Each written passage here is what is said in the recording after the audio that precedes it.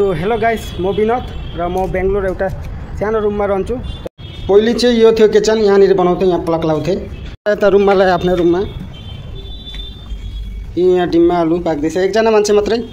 आजबाट मैले यो रुममा शिफ्ट गरेको खाना बनाउने, किनकि आरामसे बसेर बनाउन सकिन्छ। किचनमा भए लेत्रा हुन्छ, सबै फोहोर मैले उही हाल्छु र सबै चिज काटे मैले। आलु र डिमाको लागि प्याज, लसुन, टमाटर खोर्सानी सबै घर जस्तै बनाउँछु क्या। यहाँ धनियालाई अलिकति भिजाएर राख्दै र यता मेरो तेल मसलाहरू नुन पुरा यसको यो थालको माथि राख्यो, किनकि लेत्रा हुन्छ, लेत्रा पर्छ। यो रुममा लेत्रा राम्रो लाग्दैन, डेली पोचा हान्छु। र मेरो आलु र डिम्बा चाहिँ हुन आँटेको छ। यस्तो गरेर चाकुले चेक गर्नुपर्छ, कतिखेर सर्ट लाग्छ गाइस। यस भइसकेको छ आलु डिम्बा, कतिखेर सर्ट लाग्छ त्यही भएर चाकुले गर्नुपर्छ क्या। पानी पानी तल भयो भने करे। गाइस यस्तै छ मेरो रुम। चटक्क बनाउनु, चटक्क खाने एक्लै मान्छे। आलु मजाले छिनेर 2-3 पानी धोएर बसाइदिएको थिएँ, अब केही गर्नु पर्दैन यसलाई। र मेरो आलु र डिम्बा बोइल भइसक्यो, अब बनाउने बारी। र यहाँ म कराई बसाइदिन्छु। र गाइस रुममा ल्याएको एउटा फाइदा भयो, आगो सेक्दै बस्न पाइन्छ। हल्का हल्का ठन्डा छ बेंगलोरमा, त ढक्क कराई बसाइदिए।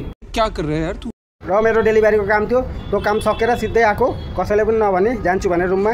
अहिले चुपचापै आएर सब्जी बनाएर जान्छु। भात त बनाउँदिनँ, ठन्डा हुन्छ। सब्जी मात्रै बनाएर जान्छु सोरुम क्लोज गर्न। त सब्जी एकदम रेडी गरेर जान्छु। आएर तताउँदा पनि हुन्छ, भात तर ठन्डा हुन्छ, त्यही भएर सब्जी मात्रै बनाउँछु।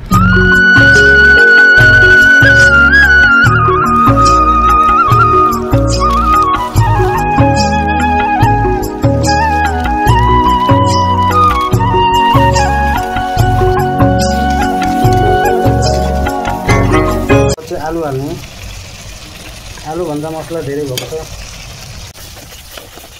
पानी बेसी भएछ, तेल बेसी खाने बानी, हल्का पानी हाल्ने। यति पानीले भइहाल्छ।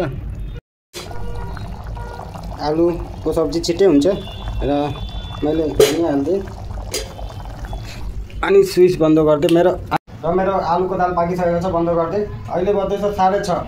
म त्यसो भए 5 बजी आएको, त 1.5 घन्टा भयो। तो आराम से मैले पकाएँ। अब बिन्दासँग जाने हो, घुम्ने हो, राति आएर भात बनाएर खाने हो। तो यो भिडियो राम्रो लागे लाइक शेयर सब्सक्राइब गर्नु। म बहुत 10-15 वर्षबाट बाहिर बस्थेँ, तो यस्तै मतलब खाना बनाउनै सिकिसकेको छु र चटक्क फटक्क